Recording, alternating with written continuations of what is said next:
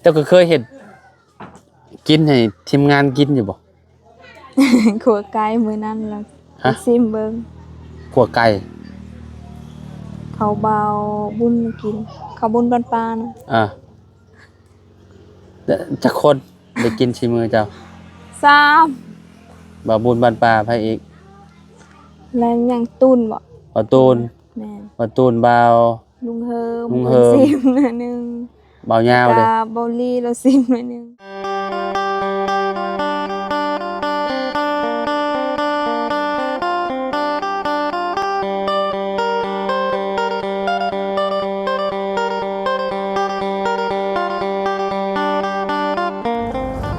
พี่น้องเอ้ยเนาะมาสบายดีกันอีกเทื่อนึงเนาะเอาสบายดีเด้อสาวกองมีเด้อเนาะเฮ็ดหยังนี่สาวกองมี นึ่งเขา กำลังสินึ่งข้าวอ๋อใส่ข้าวเห็นมี นึ่งแล้ว อ๋อนึ่งแล้วอ๋อโดยน้ำมันนี่ต่อมาจากพุ่นเด้พี่น้องเอ้ยเนาะอยู่บ้านเซาชุมค่อยเราเจอปัญหาใหญ่แล้วเรียบร้อยแล้วน้ำเฮาบ่มาเฮ็ดหยังก็ลำบากบาดนี่จักสิมาเมื่อใดพี่น้องเอ้ยเนาะตอนกลางคืนรถบ่มีพระบ่ได้อาบพอน้ำหนีเลยเมื่อคืนนี่พี่น้องเอ้ยเนาะใส่นึ่งข้าวหยังอันนี้น่ะสิแกงหน่อไม้บ่พี่น้องเอ้ยเนาะขออนุญาตนี่หน่อยหนึงเนาะคือว่ามีจดหมายบ่เมื่อวานนี่บ่หรือว่าจังได๋ เมื่อวานนี้ ฮะ เมื่อวานนี้ จดหมายหยังอ่ะน่ะ หมายเป็นฝากเงินมาให้ บ่เจ้าจับตอนแรกๆเจ้าคิดว่ามันเป็นซองจดหมายนี่บ่ แม่น บัดพอมาเปิดเบิ่ง เป็นเงิน ตกใจเลย ตกใจ ใช่ลูกตะอยู่อ่ะ โอ้ซองจดหมายเงินเนาะจดหมายผัดจดหมายอันมาแต่ต่างประเทศพวกพี่น้อยเนาะมาแต่ประเทศนอกพวกก็คือไผอ่านให้ฟัง ร้าน หลานเอามานั่งพี่ก่อนจ้ะหน่อยหนึงเจ้าคงมีนั่งมุมนี้ก็ได้เนาะ ฮ้อนเนาะ ฮ้อนน่ะดิเนาะ แม่น บ่ไหว้ได้แบบนี้ไผเป็นคนอ่านน่ะ เลี้ยง เรียงอ่านวันใด ไปสู้ บ่จื้อบ่ บ่จื้อ คือว่าจดหมายจาก อเมริกาบ่ ไผสิแกงหน่อไม้ ลุงเฮิม ลุงเฮิมบ่ ประมาณแล้วแกง เขาเซอร์ไพรส์เจ้าตอนจังโมงเมื่อวาน ตอน4-6 โมง 4-6โมงอยู่ไส อันนี้อยู่กกมะม่วงนั่นน่ะ อยู่กับม่วง แม่ ก็คือแบบเราเอาซองจดหมายให้เลยบ่ แม่เอา2จุดหมาย ก็คือโอ้เถื่อแรกนี่อยู่สวนบ่สวนมัน ส่วนมัน สวนมันหลายเถื่อแล้วบ่จักเนาะ 3อะ 3เถื่อแล้วบ่ แต่เราสะพาย2เทื่อหนึงบ่สำเร็จลืมอัดคลิปซ้ำ ก็คือเงินจำนวนนี้เจ้าสิเอาไป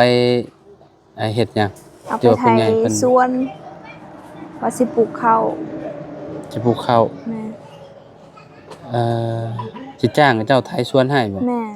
จังเขาเจ้าไถสวนให้แล้วปลูกเขา ตะอยู่ตะอยู่ เท่าใด จักยังไม่ได้ถามเขาโทรหาเขาเมื่อวานนี้ อยู่ เขา ไส ว่า อยู่ไสสวนเจ้า ติดกับสวนกล้วยนั่นไฮลก จ้างเจ้าไถแล้วสิพากันปลูกข้าวบัดนี้ แม่จังเขาไทยลาสิปลูกข้าว แต่ละปีได้อยู่บ่บ่อนที่เจ้าสิไถนี่บ่ หากเฮ็ดปีกายนี่ได้เสาสอบ เจ้าสอบแต่เฮ็ดหลายบอสบ่ เฮ็ดบอนเดียวนะ แต่บ่อนเดียวหั่นนะก็บ่กุ้มนะเนาะ บ่กุ้ม บ่กุ้มเฮาก็ต้องซื้อข้าวกิน ขายมันแล้วก็ซื้อเขาวกินแน่จังบ่ได้ ขายมันปีนี้ได้หลัก10เนาะ แต่ก็อันใส่ขายให้งานคนอีก แม่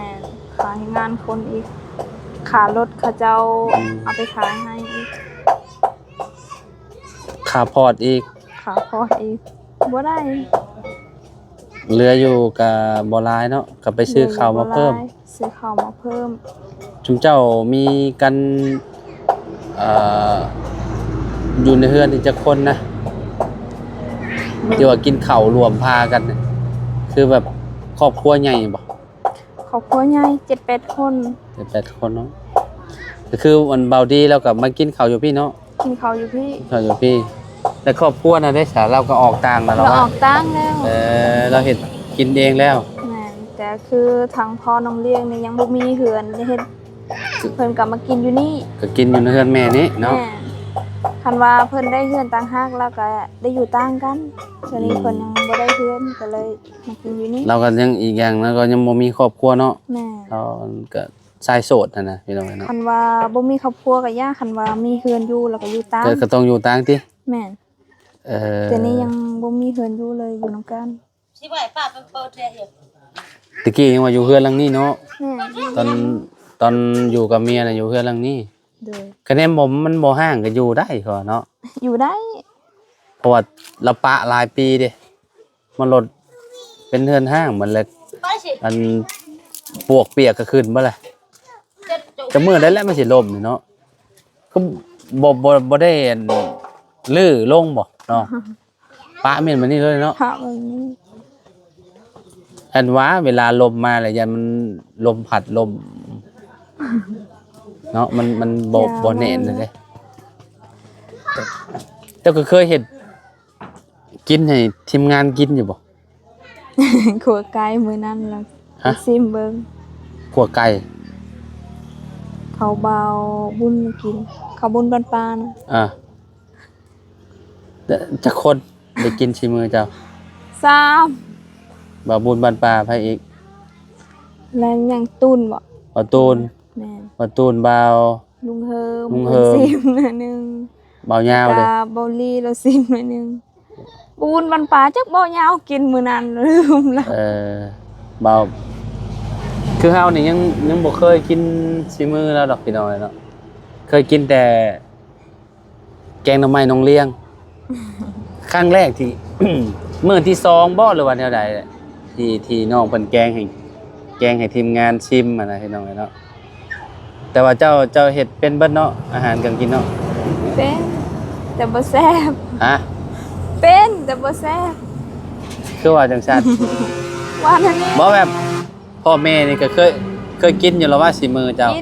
กินเพิ่นก็บ่ได้ติแต่ว่า บ่ได้ติ ว่าเพิ่นคือสิแซ่บและเพิ่นจังบ่ติรสชาติที่เจ้ามักรสชาติแบบใด เค็มๆหน่อยนึงเนาะ เค็มๆหน่อยหนึงสมมุติตำบักหุ่งเด้ ระหว่างส้มกับบ่ส้ม บ่ส้ม บ่ส้มคะแนนธรรมดานะเนาะ ธรรมดาสมลายก็บ่แซ่บ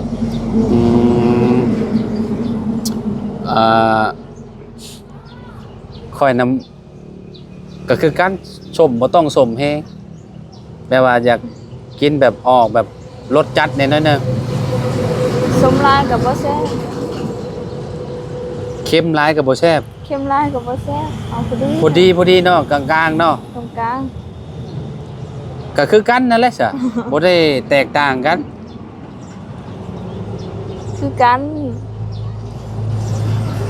อยากลองชิมมือเราอยู่พี่น้อยเนาะสิเป็นจังได๋ตำมะฮุงยามมันฮ้อนบัดนี้แซ่บเนาะ กินน้ำมะฮุง มีบ่ต้นมะฮุงเธอ นี่มะฮุง ถ้ากินแกงหน่อไม้แหละซะมึงเหิบนึงสิกลับมาอีกอยู่บ่ ครับเพิ่นว่าสิแกงหน่อไม้ เจ้าเคยกินบ่ชิมือเรา บ่ บ่เคยเนาะมื้อนี้แล้วว่าสิเฮ็ดให้กิน ดาวาว โดย อยู่บ้านเช่านะก็มีแต่ลาวและเห็นแต่ทีมงานกิน แซ่บแล้วเนาะ เรามักเฮ็ดอาหารได้ลุงเหิบ เออ อ่า เท่บ่ โอ้สบายดี ไปดิ ว้าบ่าวจันบาดนี่พี่น้องเอ้ย มวยบ่เตียงงั้นจะบ่เตียงมามื้ออื่นสิชื่อบ่เตียง โอ้บ่าวจันชาแนลงามเนาะงามบ่ งาม อ่า มีจังเลยมีกัน คัก คือเท้า ชายน้อง งามเด้เนาะใส่ไปโรงเรียนนี่ก็เจ้าท่วงอะไรก็เจ้าแนมเจ้าแซวแล้วนี่ ให้ใช่ไปโรงเรียน เอายามแรงเด้ ให้ยังไงตัวแอมมันได้เหรอนี่จ้ะ วันยามแรงใส่บ่ได้บ่ ไปได้ ยามเช้าเลยใส่บ่ได้ตะกี้ซุมน้ำบ่าวเข้าโรงเรียนก็ตอนเช้าน่ะเพิ่นสิเน้นเลยบ่ให้ใส่เสื้อแบบนี้ มีแต่ให้ใส่เสื้อขาวสุดนักเรียนเลย แต่ตอนแรกเนี่ยสุดหยังก็ได้สิน บ่จัน บ่จันเจาะอ่ะ รูปแนวแก ลูกอัน สิพากันไปใช้นี่น่ะบ่สิพากันไปใช้ ไปเปลี่ยนเสื้อ เปลี่ยนเสื้อเนาะเอาไปให้บ่จันบ้างบ่เอาไปให้บ่จันบ้างบ่ ไปเลย เออ พี่น้องเนาะคักอยู่เนาะ คักงาม น้องชายเจ้าเรา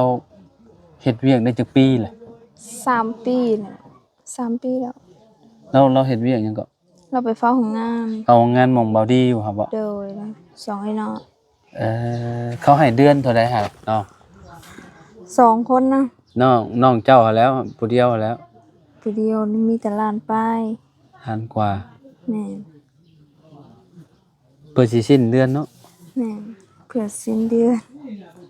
เราก็เข้าโรงเรียนบ่ตะกี้แล้วก็ เข้า ฮอดห้องใด ฮอดม เราอ่านออกกว่าเจ้า 2เราอ่านออกค่อยบ่ได้เข้าโรงเรียน เป็นอะไรคือว่าแล้วเนาะตะกี้แต่ก่อนก็คือแบบน้องเพิ่นอาจสิแบบยากแน่เนาะยากน้ำเวียงน้ำงานเนี่ยเนาะ แม่ย่างโร ก็ งเรียน บ่ได้อันนี้เนาะบ่ได้เข้าเลยเนาะ บ่ได้เข้าเลย แต่เป็นไปได้เนาะอยากเข้าแล้วเนาะ อยากเข้า อยากอ่านหนังสือออกเนาะ คือเดี๋ยวนี้มันยากบ่เป็นหนังสือนะ ยากบ่ ยากแล้ว ตกมันกัน ก็คือคิดมาแหละคือแบบเวลาเฮาเบิ่งนั่นเบิ่งนี่เลยเพิ่นเขียนอีหยังลงไปเฮาก็บ่ฮู้เนาะ บ่ฮู้ยากอยากฮู้นำเขา อืมเสียดายเนาะ เสียดาย แม่นบ่เสียดายเลยพี่น้องเนาะ บ่ได้เรียนเนาะ อืมสมมุติได้เรียนฮอดปห้องปห้านี่ก็ยังดีเนาะ โดย อ่านออกได้ฮอดห้องปห้านี่เพราะว่าคือข่อยคือกันนี่ตอนข่อยเข้านะอายุประมาณ14แหละ14 15ปีแล้วได้เข้าโรงเรียนป .1 รุ่นข่อยนี่คือแบบอายุใหญ่แฮงอ่ะ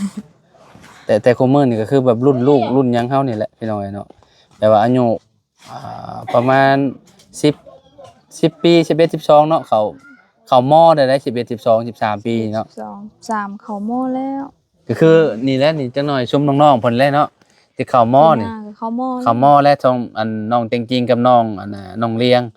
ก็บ่ฮู้ว่าน้องใจดีเพิ่นอนาคตเพิ่นสิเอาเข้าบ่หั่นน่ะเนาะสิไปต่อบ่หั่นน่ะ เขา บ่ส่งดอกหมอนี่น่ะเขาว่าเนาะเจ้าว่าบ่ เขา ฮะ เขา เจ้าว่าใจดีแล้วสิไปบ่โรงเรียน ไป ม .1 นี่ได้ ไป เขาว่า50เราเว้าไว้อยู่เด้ เราไป เราอ่านบ่ออกเด้ อ่านบ่ก็ให้ไป อ่านบ่ออกก็ให้เราเข้าเด้อ โดย อันน้องกอง เพราะว่าเรียนจบม .7 ก็ยังดีหั้นนะพี่น้องเนาะก็คือน้อง2คนนี่บ่ต้องเว้าเทิงเนาะต้องแต่งจริงกับน้องอันน่ะ ไปแล้ว น้องเลี้ยงนี่ไปอยู่แล้วซุมเพิ่นอยากเรียนให้มันจบม .7 พี่น้องเอ้ยกันน้องๆเพิ่น2คนนี่ก็อ่านออกเบิดเด้ อ่านออก ภาษาลาวภาษาไทยนี่ คือแบบเก่งอ่ะ คือวันกี้นี่น่ะซุมลาวห้องเพลงน่ะห้องอันออกจากเบิ่งเอาในโทรศัพท์ได้พี่น้องเนาะเบิ่งเนื้อหาในโทรศัพท์แล้วก็ห้องไปนำคือเจ้านี่ใช้ความจำอย่างเดียวเนาะ โดย เวลาเฮาฟังเพลงนี่หยังเนาะ ใส่ความจำอย่างเดียว อ่านบ่ออก สมมุติว่าเขียนในโทรศัพท์นี่ให้คนอื่นสอนนี่สิเป็นบ่เจ้าว่าในความคิดเจ้าว่าเจ้าสิเป็นบ่ บ่ฮู้เลยเนาะ ถ้าสมมุติว่ามีคนสอนเด้ ก็เป็น ใช้เวลาจากเดือนหนึ่งนี่น่าสิเป็นเนาะ เป็น เพราะว่าเฮาใหญ่เลยเด้เนาะ ใหญ่แล้ว บางทีใหญ่กับความจำบ่อยากดีกับบ่ได้เขาว่าเนาะตะกองเนาะ คือจะดีนี่เห็นอ่านตอนเดียวนี้จังได๋ก็ลืมอีก เออ นั่นล่ะว่าบ่อยากไปปานใด แบบว่าบางคนกับความจำบ่จำบ่ดีไปเลยเนาะจำแต่ตอนแรกๆหั่นน่ะ แม่น บัดโดนไปแล้วก็ลืมหั่นน่ะพี่น้องพอสิกลับมาอ่านอีกรอบหนึงก็คือแบบเอ้ามันอ่านว่าจังได๋คันว่าให้เขียนน่ะเขียนได้ มันเขียนง่ายเด้เนาะเขียนเนาะสาวมีเนาะอืมเอาถ้ากินชีมือลงเฮิมเนาะพี่น้องเอ้ยเราว่าเราสิกลับมาอีกรอบหนึงเนาะ ยังบ่มาอยู่ ยังบ่มาอยู่บ่แม่นเมื่อปะแล้วบ่จักเนาะแล้วสิกลับมาอยู่ที่เนาะสาวมีเนาะ กลับมา โอ้ถึกเซอร์ไพรส์โอ้ดีใจน้ำเพิ่นพี่น้องเนาะดีใจน้ำสาวกองมีเนาะห้องห้องน้ำได้สาวกองมี บ่มี ว่าแบบสมมุติว่าเพิ่นมอบเงินมอบหยังให้แบบสร้างห้องห้องน้ำมันก็แพงบ่คือแถวนี้คือเท่ากับแพงบ่ แพงอยู่ของ ระดับ10พุ่นแล้วเนาะ10ปลายพุ่นแล้วเนาะเพิ่นสิแล้วห้องน้ำเนาะ สำนั้นแล้ว 10ปลายล้านไปเลยพี่น้องก็มันสะดวกสบายดีเด้อีกอย่างหนึงก็นี่น้ำบ่ได้ยากพี่น้องก็คือเปิดตลอดปีเลย สบายน้ำ เนาะ สบายน้ำ อีกอย่างก็บ่ได้เสียเงินพร้อม โดยบ่ได้เสียเงิน อ่างเต็มอยู่บ่นี่อันยังนี่นะหมักยังอยู่ในนี่นะ น้ น้ำบ่กินก็ได้อีกสะอาดอีกพี่ ำ น้อง กิน เนาะ ได้ มันมาแต่ภู มันมา เนาะ ที่ภูพุ่น ทรายมันมาแบบใดก็ยังงงอยู่ บ้านแถวอันนี้ก็เจ้าก็กินน้ำอันนี้บ่ กินน้ำคนบ้านกระดับก็เขากินน้ำนี่ของผู้ไทย ต่อจากภูมาเลยนี่ก็ได้ แม่นต่อจาก เอ ภู อ แต่ก่อนหันทรายมันมี3แยกน้ำนี่นะเรื่องเขาเจ้านั่นก็มีทอต่อไปพุ่น บ้านน้องแดงได้ซะบ้านน้องแดงก็กินอันนี้คือกันเนาะ บ้านน้องแดงบ่เราน้ำต่างหากคำว่าจะกินน้ำนี่ก็เพิ่นไปตักเอา เออ คนบ้านกระดับนายของผู้ไทยเขากินน้ำนี่ น้ำอันนี้ออกจากบ่อนเดียวบ่ แม่นออกจากบ้านเดียวเขาว่าเขาเฮ็ด3แยกดิ อ๋อเฮ็ด3แยกแบบว่าแบ่งกันเนาะ แม่นบัดเดี๋ยวนี้ทอเขาเพแล้วเขาบ่ขี้คร้านไปแป้งแล้วเขาใส่น้ำประปาเอา เพราะว่าคันเขาอยากมากินน้ำนี่เขาก็ต้องมาออกมาตักอยู่นี่ ตักอยู่แถวบ้านตรงนี้ แม่น เอาเป็นหยังคือบ่เข้าไฟซะ บ่มีเงิน มันแพงเพราะว่าเฮือนน้อยลังบ่ได้หลาย ก็เจ้าเอาเท่าใด จ้ะ รถถีบไฟฟ้าร้านเจ้าได้สิขี่ได้เหรอ ขี่บ่ได้เห็นจริงๆก็หมดไฟแล้ว เออ เพิ่นขี่รถทีบไปโรงเรียนก็ มันยากอะไรได้บ่มีไฟฟ้านี่เนาะ ยากบ่มีไฟ แบบรถถีบไฟฟ้ามันต้องสาดไฟหั่นน่ะสมมุติว่าเฮาเข้านี่ก็เจ้าเอาจากร้าน ยังบ่รู้ คือเฮือนนี่มีเฮือนเจ้าเฮือนอ้ายเจ้า ตามเพราะว่าเขาให้ลงมาแบ่งเอง อันนั้นละแพง โอ้ ให้เสียลงได้บ่มีเงิน ถ้าเป็นเงินกีบนี่ก็ประมาณ100ปลายล้านพี่น้อยเนาะ แน่ ประมาณนั้นเนาะถ้าเป็นเงินบาทก็ประมาณแสนหน่อยๆเกือบ200,000หมดเลยพี่น้อยเนาะ ลงมา ก็คือลงหมอแปลงเองหั่นนะพี่น้อยเนาะเพราะว่ามันบริเวณนี่มันมีแต่เฮือนน้องเพิ่นเนาะมันบ่ได้มีเฮือนหลายหั่นน่ะอยู่แบบนี้มาตลอดเนาะโดยที่ว่าบ่มีไฟหั่นนะพี่น้องเอ้ย มีไฟ ใครเนี่ยแต่มีน้ำมันนี่เนาะ โดย มัน ให้มีน้ำ บ่ได้เสียค่าน้ำค่าหยังพี่น้องใช้ได้ตลอดเลยยามมันนั่นยามฝนมันขุ่นแฮงบ่ คุณยามฝนคุณ แต่ก็ใช้ได้ ใส่ได้ มีบ่มันบ่มา มีเวลายามฝนตกล่ะ มันน้ำ ท่อ มัน มัน เสาะขา ขา ด ดท่อขาดล่ะต้องเอาไปแป้ง บ่แปลงเอาจากอันที่ว่าก็เจ้าต่อมาให้นี่ไกลบ่ ใกล้หลังนึง อยู่ใส่ให้น้อง คุณผูคุณ มันมาแบบได้คนยังงงอยู่นี่น่ะเว้าท่อน้ำแล้วก็เจ้าเอามาแบบเดินให้มาแบบ เขาต่อ ก็เจ้า ทาง โค้งมาอันต่อโค้งมาผู้บ่ แม่นโค้งไปเลยแล้วเขาฝังอยู่ในขี้ดินท่อมัน แต่อ่างมันนั้นเขาก็เป็นแอ่งเป็นอ่างใหญ่ มันจะอยู่มันต้องอยู่จุดสูงนี้นี่เนาะมันจังไหลมาพี่ได้เนาะ สูง โดยที่ว่าบ่ได้ใช้ปั๊มมีหยังดูดมาเลยเนาะ บ่ ต่อมาเลยหั่นน่ะพี่น้อง สูงก็บ่ได้สูงปานใด ใส่อีหลีเนาะคักอีหลีคุ้มค่าอยู่อันนี้นะเดี๋ยวใส่เปิดอ๋อเราถอดออกแล้วเนาะกำลังสิเบิ่ง เราถอดเราอาบน้ำอยู่พุ่นแล้วเนาะเพื่อนเรานี่ก็คักอีกแบบหนึงได้พี่น้อยเนาะบ่ยากกันซื้อน้ำนำกับเจ้ากินน้ำอยู่นี่เลย เวลาฝนตกยามมันน้ำมัน ฝน ขุ่น ตกน้ำขุ่นจุ๊เจ้าเห็นได้ ซื้อน้ำ ซื้อน้ำกินเนาะ ซื้อน้ำกิน ใครแน่จ้ะยามนี้ประหยัดไปอีกบ่ได้ซื้อเนาะ แม่ เคยไปเบิ่งอยู่บ่บอลกับเจ้าเฮ็ดมาต่อมาให้ ตอนเพิ่นเฮ็ดมาว่ายังน้อยบ่เห็นบ่ฮู้ซ้ำ เพราะ แต่ บ่ได้ เดี๋ยวนี้ดูลายน้ำมันทอขาดยามฝนตกลาเคยไปอยู่ไปแปลง บ่ได้เดินโอ้มันไกลเนาะพี่น้อง ไกล ไปสิฮอดเนาะพอดีและขาลาเนาะถ้าเบิ่งถ้ากินแกงหน่อไม้สีมือลุงเหิมหรือว่าสีมือน้องกองมีก็บ่ฮู้แหละพี่น้องเนาะว่าสิแซ่บซำใดเนาะลุงเหิมจะว่าสิให้เจ้าแกงก็บ่จักเขาว่าเนาะ เราแกล้งเราอย่าเฝ้าแกล้งเด้อ แกงหน่อไม้เนาะหน่อไม้สดๆแม่นบ่เราซื้อมาบ่เลยว่าจังได๋ เราซื้อมา อืม เราซื้อมาแต่เช้า ผู้บ่าวฝั่งไทยคอมเมนต์มาแซวๆอยู่ น้องกองมีสิอันเอามีผู้บ่าวฝั่งไทยฝั่งลาวมาจีบมักผู้บ่าวอยู่ไส จับ ฮะ บ่ฮู้ เอาระหว่างคนไทยกับคนลาวมักผู้บ่าวหยัง ยังบ่ฮู้ ให้เป็นเรื่องของอนาคตบ่มีบ่อันผู้ที่ว่าเพิ่นทักมาหามีบ่ บ่มี บ่มีบ่ มี เขาเจ้าบ่เคยให้ Facebook บ่ ก็มีอยู่แต่เห็นบอกอยู่ว่า คนใส่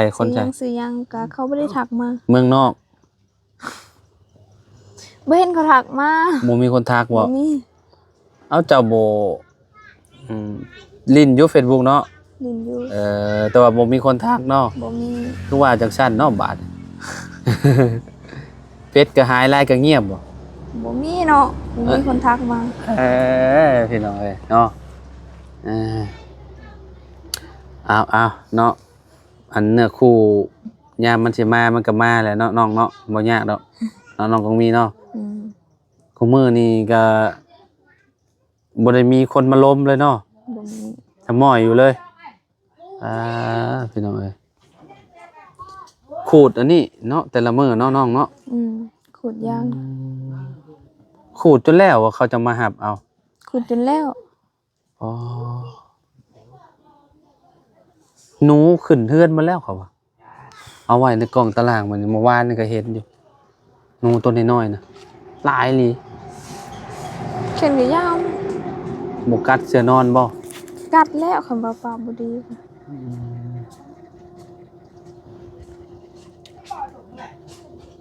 ก็เจ้าปลูกหลายปีเนาะก็เจ้าจังได้ตัดเนาะตัดแล้วก็เอาขูดเอายางมันบ่ฮู้ว่าโลเท่าใดเนาะ บ่ฮู้ แต่แบบกระเจ้าขี้คร้านนะนี่เนาะกระเจ้าก็เลยเอามาให้เนาะให้อันนั้นเองเนาะ โดย ให้ขูดเอาเอง ขุดเอาเอง แรกๆเขาคิดว่าของชุมเจ้าบ่แม่นเนาะ บ่แม่น ของคนบ้านอื่นกระเจ้าเอามาให้ติกระเจ้ามาถามบ่ เพิ่นถามว่าอยากได้กันบ่พื้นอยากได้ อืม จะต้องไปขุดยางให้เขาจังบ่ง อืมขูดแต่ละปีก็เจ้าสิเอามาให้แบบนี้บ่ กินตามคือกันตัวนี้ให้ไปขุดอยู่สวนเขาตัวนี้ ตัวใดตัวกองไว้ในเฮือนหั่นได้ แม่น ไปขูดอยู่น้ำหม่องอันนั้นก็จะพ่น แม่นแล้ว ขูดได้ปีหนึงแล้วว่านี่เนาะ ปีหนึงแล้ว เวลาเฮาดังเฮาก็ไปผ่าอีกบ่ บ่ดัง ดังโดดใหญ่ๆแบบนี้เลย เอายาวๆแบบนี้บ่ต้องไปซีนอีกเนาะ ยาวแบบนี้เลย เอามันบ่ใหม่เฮือนบ่ บ่ไหม้ แล้วสมมุติว่าเฮือนคือเฮือนอ้ายเจ้าน่ะอันนั้นน่ะ ก็บ่ไหม้ มันดับเอาเอง ดับแล้วเนาะ บ่ดับติอ้ายว่ะ บ่ดับก็เอาน้ำหด อ๋อเคยเห็นก็คือแต่ละหลังคาน่ะพี่น้องเวลาเฮามาสัมภาษณ์เนี่ยพื้นโดดบักยาวๆเนาะเขาเจ้าดังไฟน่ะเขาเจ้าบางคนน่ะบ่ลืมแต่ว่ามันมอดเองบางทีถ้ามันบ่มอดก็คือมันไหม้เฮือนเลย ก็บ่ไหม้กัน บ่ไหม้บ่ บ่ไหม้ บ่ว่ามัน ก็ เป็น เคยดังอยู่เนาะ เจ้าเคยดังใส่เฮือนแบบนั้นบ่ตะกี้แต่ก่อนเฮือนเจ้าเป็นแบบใด ก็แบบนี้คือกัน แบบนี้บ่ แม่น อ๋อ เพื่อนตัวนี้เพราะว่าพอเหลือไม้จางคอแล้วก็เอ้ยน้องมาซอยเฮ็ดให้ เฮือนหลังนี้ได้ แม่น ก็เลยได้ซำนี้เนาะ ก็เลยได้สำนี้ ตะกี้แต่ก่อนก็แบบนั้นเนาะ แม่นตะกี้แตะก่อนก็แบบ เอ นั้น ดังไฟอันพื้นโดนยาวๆแบบนั้นเลยอืม แต่จะบ่ไหม้เนาะ บ่ไหม้ สมมุติว่าเฮาไปให้ไปหยังนี่เฮาก็ต้องรอบคอบแหละพี่น้องเนาะต้องดับก่อน คันว่าปะไว้หั่นก็ยำลมยำหยังก็ไหม้แล้วเนาะคันปะบ่ดีก็เบิ่งบ่เบิ่ง แม่นหั่นแหละเอาเนาะเดี๋ยวจังว่ากันอีกเทื่อนึงพี่น้องเนาะก็โดนเติบแล้วเนาะบ่ได้เนาะสัมภาษณ์น้องเพิ่นตั้งแต่พ่อกันอยู่ตอนตำลำมันบ่เนาะ เด้อ ที่ว่าเฮาลมกับลาวหั่นแหละพี่น้องที่ว่ามาพูดคุยกับน้องเพิ่นนั่นนะเนาะมื้อนี้ก็เป็นอีกคลิปหนึงเนาะที่ว่ามานั่งพูดคุยกันอยู่นี่เนาะทางน้องกองมีดีใจนํน้องกองมีพี่น้องแล้วที่มีทางผู้ใหญ่เนาะ อยู่เอา ผู้ใหญ่อันนั้นเพิ่นพี่น้องเนาะซอยเพิ่นมาหั่นนะพี่น้องเนาะซอยมาได้หลายล้านเติบแล้วพี่น้องเนาะได้หลายล้านก็เอาไปซอยพ่อซอยแม่อันนั้นเนาะบุกเบิกเนาะ เด้อ เอาไว้ปลูกข้าวเพราะว่าข้าวนี่ก็คือแบบสำคัญคือกันพี่น้องเนาะโอเคสลำลาแล้วพี่น้องเนาะพบพ่อกันใหม่อยู่ดีมีเฮงทุกคนขอบคุณ FC หลายๆเด้อที่มารับชมคลิปเนาะทางช่องเฮาแล้วก็ทีมงานมาตลอดเนาะพี่น้องสำหรับคลิปนี้เฮากับน้องกองมีขอโตวลำลาแล้วพี่น้องสบายดีพอกันใหม่พี่น้องโดย